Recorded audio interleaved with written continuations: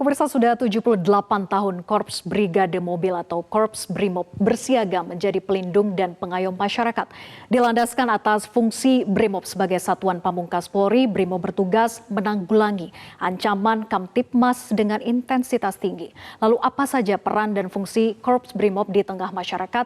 Lalu bagaimana reformasi dan modernisasi yang dilakukan oleh Korps Brimob dalam mendukung giat Polri? Kami akan membahasnya dengan Komandan Korps Brimob Polri, Komjen Pol Imam Widodo, dan Ketua Harian Kompolnas Beni Mamoto.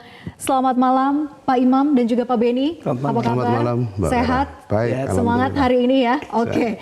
Saya ingin ke Pak Imam dulu. Pak Imam, sudah 78 tahun Korps Brimob ini bertugas. Lalu bagaimana peran dan fungsi Brimob yang telah dijalankan di tengah masyarakat selama ini? Baik, terima kasih Mbak Vera. Pertama-tama saya ucapkan Assalamualaikum warahmatullahi wabarakatuh. Salam sejahtera untuk kita sekalian, salam Swastiastu, Namo Buddhaya, salam kebajikan, Rahayu. Pertama-tama kami ucapkan terima kasih kepada pihak Metro TV yang telah mengundang kami dalam rangka memperingati hari jadi Korps Brimob Polri yang ke-78. Kemudian kami haturkan terima kasih juga kepada Bapak Kapolri yang telah memberikan kepercayaan pada kami. Nah, kami baru 1 bulan menjadi Komandan Korps Brimob Polri. Kami menggantikan Komjen Anang Revandoko yang beliau masuki masa pensiun. Dalam situasi sekarang ini mungkin saya akan menjelaskan tentang sejarah berdirinya Brimob. Bahwa Korps Brimob Polri ini lahir dari sebelum kemerdekaan, yaitu sejarahnya adalah satu kesatuan yang didirikan oleh pemerintah Jepang, yaitu Takubetsu Seisatsutai. Awal mulanya ini terdiri dari 3 batalion. Batalion pertama dan kedua ini orang Jepang. Batalion ketiga ini dipimpin oleh orang Indonesia, yaitu Inspektur tingkat 1 Muhammad Yasin yang beberapa saat yang lalu menjadi pahlawan, mendapat gelar pahlawan nasional. Jadi ketika sekutu memenangkan perang, maka semua kekuatan yang ada terutama di Republik ini, di Nusantara, kekuatan Jepang, semuanya takluk dan tidak boleh membawa persenjataan. Kecuali Takubetsu atau yang kita sebut polisi istimewa. Semua kekuatan persenjataan itu diserahkan kepada Komandan Batalion yang ketiga, yaitu Bapak Muhammad Yasin. Di mana markasnya waktu itu ada di Surabaya. Dan pada tanggal 23 Agustus 1945, Korps Brimob Polri menyampaikan proklamasi polisi istimewa yang intinya ikrar polisi istimewa atau Takubetsu Seisatsutai menjadi bagian kepolisian negara Republik Indonesia. Nah, inilah salah satu kontribusi pertama polisi istimewa membagikan senjata rampasan dari Jepang tersebut kepada laskar-laskar yang ada pada saat itu, sehingga 10 November kita mengenal Hari Pahlawan. Ya. Nah, itu banyak sekali senjata yang dipegang oleh para laskar-laskar perjuang waktu itu. Nah, kemudian dalam perkembangannya Korps Brimob Polri berkembang sampai dengan periode pertengahan Orde Baru. Kita masih menghadapi situasi atau heavy-nya Korps Brimob Polri ini menghadapi pemberontakan maupun agresi. Yang pertama itu pemberontakan dalam negeri. Kemudian dalam kurun waktu tertentu kita dilikuidasi pernah ini, Mbak. Jadi kita pernah menjadi kecil, hanya sebagian kompi-kompi berdiri sendiri aja, yang berdiri di beberapa provinsi yang ada waktu itu. Kemudian menjelang reformasi, karena tuntutan tugas, Korps Brimob Polri dibesarkan lagi. Nah, kemudian alhamdulillahirrahmanirrahim, tahun 2023 ini kepimpinan dan Korps Brimob yang lama, kemudian atas perintah dan restu daripada Bapak Kapolri, Bapak Jenderal Listio Sigit, Korps Brimob Polri ini dibesarkan dengan komandan berbintang 3. Baik, jadi dari sejarahnya begitu panjang, fungsi maupun juga peran yang sudah dikontribusikan begitu ya dari Korps Brimob ini. Kalau kita menyinggung dalam HUT ke-78 ini, Pak Imam, Korps Brimob ini mengusung tema negara aman menuju Indonesia maju, jiwa ragaku demi kemanusiaan. Pertanyaannya, mengapa tema ini yang diusung tahun ini? Baik Mbak, kita melihat ya situasi di kawasan, perubahan zaman ini luar biasa, geostrategi, di geopolitik yang ada, suka tidak suka akan berdampak kepada negara tercinta ini. Sehingga kami sebagai Komandan Kobrimob Polri mengusung negara aman untuk Indonesia maju. Aman dalam hal ini adalah semua aspek Astagatra, yaitu Ipolexos Butankam. Karena polarisasi apalagi menjelang atau pada saat pemilu sekarang ini kan luar biasa. Kobrimob Polri ini bukan siapa-siapa Mbak, tetapi kita bagian dari yang resmi daripada anak bangsa ini. Kita bersatu padu bertekad untuk mengamankan dan menjaga kebinekaan ini, untuk terwujudnya Indonesia yang aman, untuk terwujudnya cita-cita negara yang kita cintai ini. Jadi gitu, penuh harapan dan doa gitu yang disampaikan dalam tema HUT ke-78 ini begitu ya, demi keamanan Kamtipmas di Indonesia. Saya ingin ke Kompolnas, ke Pak Beni. Pak Beni, dari pandangan Kompolnas, apakah Korps Brimob sampai dengan saat ini sudah maksimal menjalankan peran maupun juga fungsinya? Ya, pertama-tama dalam kesempatan ini izinkan kami mengucapkan selamat. Jadi tidak hanya masalah HUT ke-78, selamat juga pada komandannya yang sudah promosi menjadi bintang 3. Demikian juga kami mengapresiasi atas kerja-kerja yang selama ini sudah dilakukan, prestasi yang sudah ditunjukkan, bagaimana menangani masalah konflik di Poso, kemudian di beberapa daerah, ini sudah menunjukkan bagaimana kinerja dari jajaran Brimob yang sudah ditunjukkan. Nah, dalam konteks ini kami dari Kompolnas terus melakukan supervisi, kemudian juga berdiskusi dalam beberapa hal, termasuk dalam hal ini kami mengapresiasi ada beberapa terobosan yang dilakukan. Mungkin publik nggak banyak tahu karena tidak banyak diekspos. Seperti contoh lah, Sat Brimob di Polda Riau itu berhasil merehabilitasi anggota Polri yang terlibat narkoba dan keberhasilannya itu 97%. Kemudian Pusdik Brimob juga melakukan hal yang sama. Ini tentunya sangat membantu karena apa? Ketika anggota-anggota yang terlibat penyalahgunaan kemudian dipecat, itu akan bergabung dengan sindikat. Dan ternyata mereka pulih dan kembali aktif. Ini salah satu kinerja menurut kami patut diapresiasi.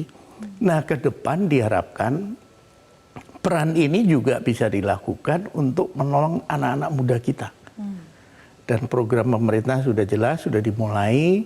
Ketika semua Sat Brimob di Indonesia itu nanti berperan aktif juga dalam merehabilitasi anak-anak muda kita, itu sangat-sangat menolong. Itu bentuk terobosan sehingga anak-anak kita bisa terselamatkan dari menjadi korban narkoba, kemudian juga bisa mengatasi keterbatasan ruang rehabilitasi yang begitu terbatas, over capacity lapas dan sebagainya.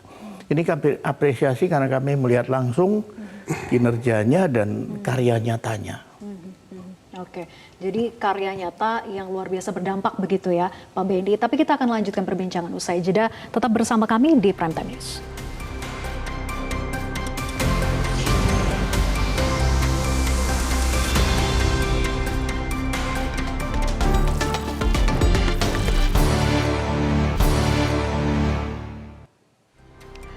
Kita lanjut ke perbincangan, saya ingin ke Pak Imam. Pak Imam, sejak merdeka hingga sekarang tentu saja banyak situasi yang kondisinya berbeda begitu ya. Baik dari kehidupan masyarakat Indonesia maupun juga ancaman-ancaman maupun potensi ancamannya yang akan muncul gitu. Lalu bagaimana cara Korps Brimob ini melakukan penyesuaian menghadapi situasi dan kondisi yang berbeda khususnya dalam hal reformasi maupun juga modernisasi? Ya, terima kasih Mbak. Ada 3 sasaran reformasi Brimob Polri. Yang pertama adalah aspek struktural, yaitu penguatan struktur Korps Brimob Polri dengan terbentuknya Pas Brimob 1, 2, dan 3. Jadi mereka ini berpangkat, komandannya ini dan Pas Brimob ini berpangkat bintang 1. Kalau Pas Brimob 1 ini dia bertanggung jawab untuk wilayah Sumatera, Pas Brimob 2 ini untuk Kalimantan dan Sulawesi, kemudian untuk Pas Brimob 3 ini bertanggung jawab untuk wilayah Maluku dan Papua. Kemudian dalam hal itu juga kita akan pengembangan daripada Batalion Kompi pada Satbrimob daerah. Dan yang berikutnya juga kita mengembangkan juga kekuatan anti anarkis, detasemen anti anarkis 45, dan pengembangan daripada power on hand, baik yang tingkat pusat power on hand Kapolri, dan untuk tingkat daerah untuk power on hand daripada Bapak Kapolda.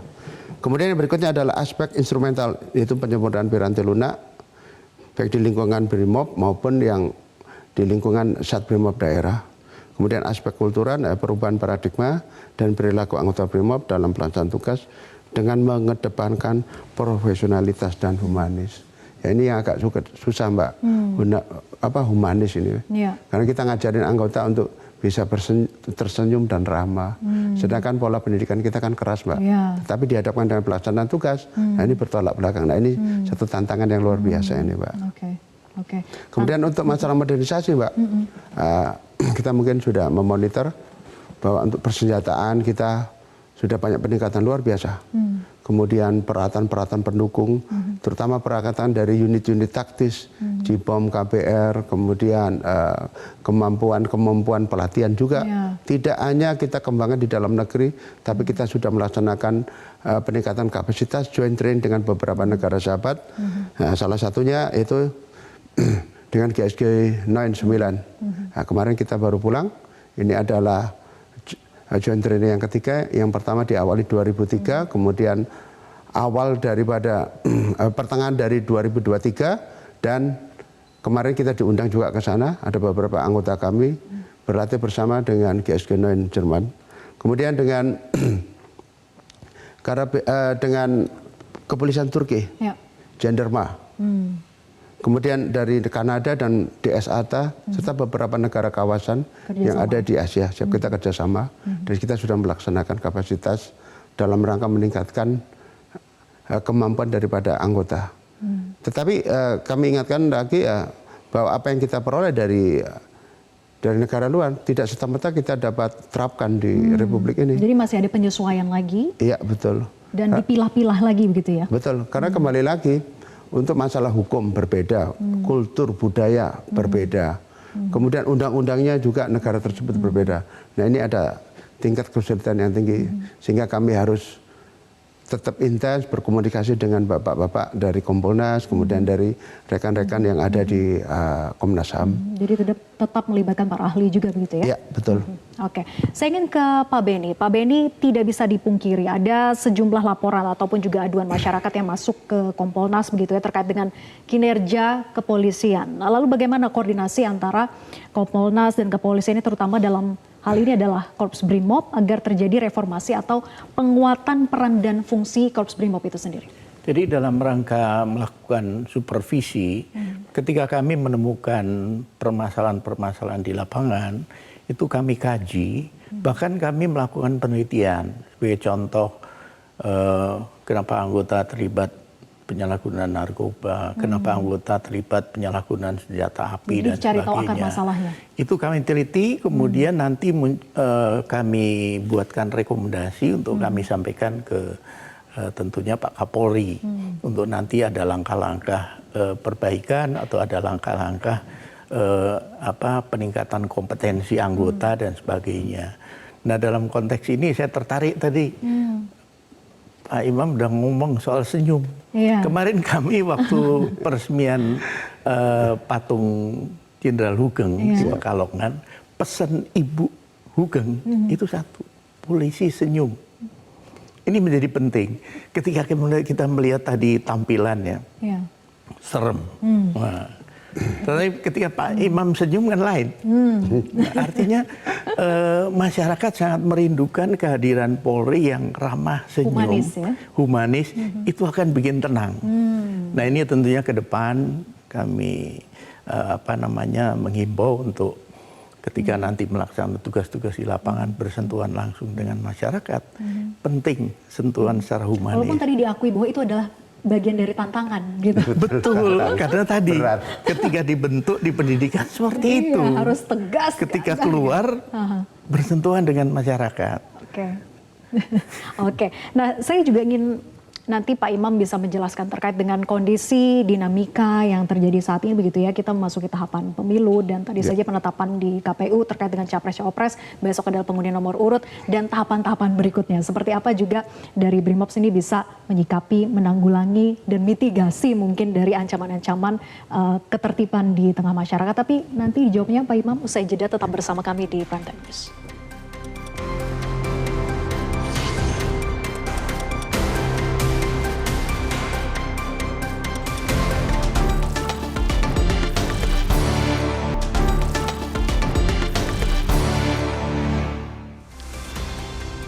Kembali bersama kami di Prime Time News, kita lanjutkan perbincangan. Pak Imam, tahapan pemilu sudah berjalan terus begitu ya, saat ini sudah penetapan Capres-Cawapres, besok pengundian nomor urut, kemudian kampanye sebentar lagi, terlebih nanti saat pemilunya begitu tanggal 14 Februari. Nah, bagaimana upaya dari Korps Brimob sendiri untuk menjamin keamanan, ketertiban masyarakat selama tahapan pemilu ini berlangsung? Baik, Mbak. Ya. Jadi pertama modal dasar kami ini harus netral, Mbak. Polisi ini harus netral.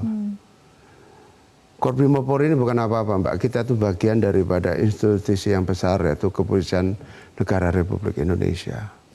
Sudah ada aturan yang disampaikan oleh Bapak Kapolri pada jajaran tentang netralitas kita. Banyak aturan yang mengatur tentang itu, dan kita harus tetap komitmen. Itu yang pertama, Mbak. Kemudian tentang pentahapan pemilu, bahwa untuk kepolisian sudah menggelar operasi OMP, operasi mata berata. Nah, seperti kayak di lengan saya ini, Pak, saya ini sebagai wakil kepala operasi tingkat pusat, di mana ketuanya itu adalah Kabaharkam. Saya bertanggung jawab untuk tingkat pusat. Nah, untuk tingkat daerah juga sama, Mbak. Itu ada Bapak Kapolda, kemudian ada Dansat Brimob juga bertanggung jawab membantu untuk penyelenggaraan keamanan yang ada di tingkat Polda. Sesuai dengan pentahapan yang ada, kita ikuti aturan yang sudah dari KPU buat, Mbak. Kemudian kita sudah merencanakan langkah-langkah mulai dari tingkat yang aman sampai dalam tingkat kontingensi. Apa yang harus kita perbuat, ini sudah kita persiapkan dan kita latihkan semuanya, Mbak. Komitmen netralitasnya begitu ya yang diutamakan. Nah, kemudian apa tantangan dan tugas maupun juga PR kalau begitu ya, pekerjaan rumah Korps Brimob ke depannya, Pak Imam? PR yang besar sekali ini, Mbak, ya. Yang pertama, kita melihat perubahan dalam masyarakat kita ini kan masalah IT, Mbak, ya, atau dunia maya. Nah, suka tidak suka, kami akan mengembangkan bagaimana Korps Brimob Polri ini untuk dapat bisa melindungi, bisa mengayomi, menjaga dan mengamankan masalah keragaman budaya ini yang ada di Indonesia. Terutama di dunia maya, Mbak. Karena kita lihat kan serangan-serangan luar biasa ini, Mbak. Nah, ini kan merupakan hal yang harus sama-sama Korps Brimob Polri sesuai dengan arahan Bapak Kapolri.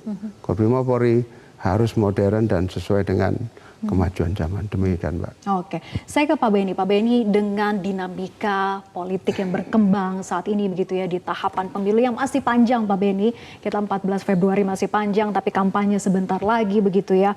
Bagaimana melihat ancaman keamanan yang muncul dan bagaimana juga melihat di 78 tahun Korps Brimob ini bisa memberikan kontribusi, fungsi dan perannya terhadap Kamtibmas kita?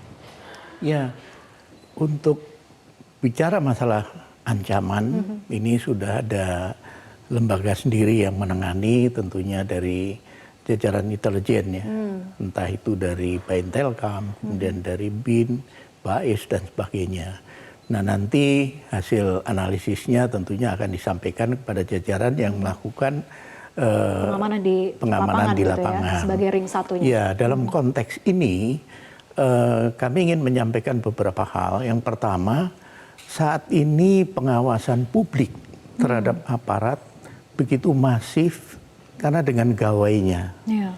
Sehingga perlu kehati-hatian dari para anggota di lapangan ketika melaksanakan tugas, karena apa yang dilakukan, gerak-geriknya bisa direkam oleh publik. Nah, sebaliknya tentunya diharapkan juga dari jajaran Korps Brimob maupun petugas lain yang di lapangan, menurut kami perlu dilengkapi dengan body camera ataupun alat perekam yang lain, karena sekarang banyak itu yang murah-murah video yang untuk mereka, supaya ketika kita dituduh melakukan sesuatu, kita juga punya bukti, ini yang kami lakukan. Ini menjadi penting supaya ketika nanti perkembangan dinamika di lapangan meningkat dan sebagainya, maka janganlah kemudian teman-teman dari BRIMOB yang menjadi serangan, disalahin ini dan itu tanpa kita nggak punya bukti. Saya yakin sudah disiapkan semua, sehingga diharapkan nanti di satu sisi masyarakat mengawasi aparat, tapi di sisi lain aparat bisa menjelaskan ketika ada tuduhan-tuduhan yang tidak benar, sehingga dengan mudah dinetralisir bahwa rekaman kami seperti ini. Jadi cara mitigasi terhadap serangan dari luar, ancaman dari luar juga harus punya bukti begitu ya dari pihak aparat sendiri agar tidak disalahkan. Iya. Oke. Terkait dengan baik, terima kasih Pak Benny tadi atas penyampaiannya yang luar biasa, dan juga Pak Imam sekali lagi selamat hari ulang tahun ke-78 untuk Korps Brimob, Pak Imam. Terima kasih, Mbak. Terima kasih juga atas kehadirannya di Metro TV. Sayang sekali durasi kita sangat-sangat terbatas. Sebetulnya masih banyak sekali hal yang bisa kita bahas begitu ya. Terima kasih Pak Imam dan juga Pak Benny. Dan pemirsa, dari perbincangan kita tadi sekaligus menutup jumpa kita di Prime Time News kali ini. Saya Vera Bahaswan mewakili teman-teman yang bertugas pamit undur diri. Terima kasih atas kebersamaan Anda. Sampai jumpa.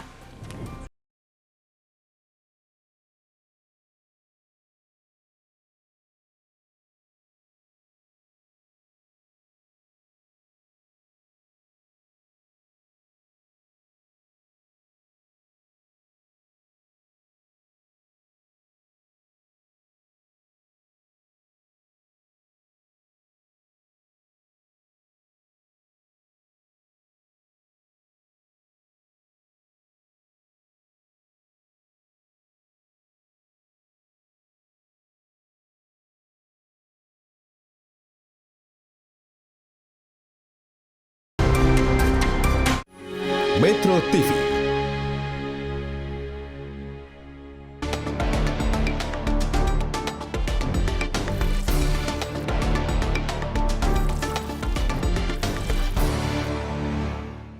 Dipersembahkan oleh